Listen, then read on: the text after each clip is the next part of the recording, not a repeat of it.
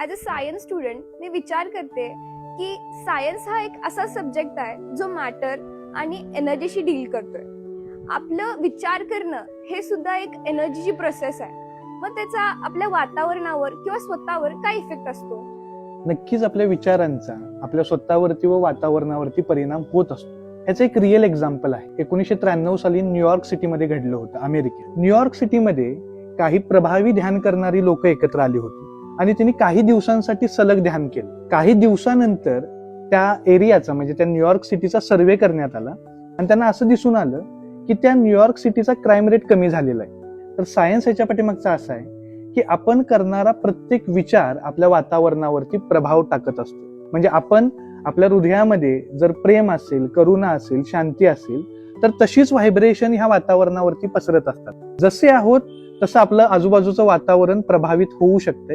म्हणून ही फार महत्वाची गोष्ट आहे, आपले विचार कसे आहेत. कदाचित आपल्याला आश्चर्य वाटेल की हे आपल्या विचारांचा परिणाम या वातावरणावरती कसा होऊ शकेल, परंतु हे आपल्या वातावरणावरती आपल्या विचारांचा परिणाम होत असतो.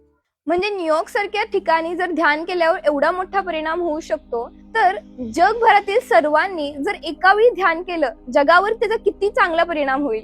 म्हणूनच ही आपल्या प्रत्येकाची वैयक्तिक जबाबदारी आहे. येत्या 21 तारखेला जागतिक ध्यान दिवस आहे. या दिवशी हार्टफुलनेस संस्थेचे ग्लोबल गाईड पूज्य कमलेशजी पटेल यांच्या मार्गदर्शनाखाली जगभरातील जवळपास 10 लाख लोक एकत्रित ध्यान करणार आहे. तर आपणही या ग्लोबल इव्हेंटचा भाग होऊया, याचे रजिस्ट्रेशन करूया व याचा अनुभव घेऊया.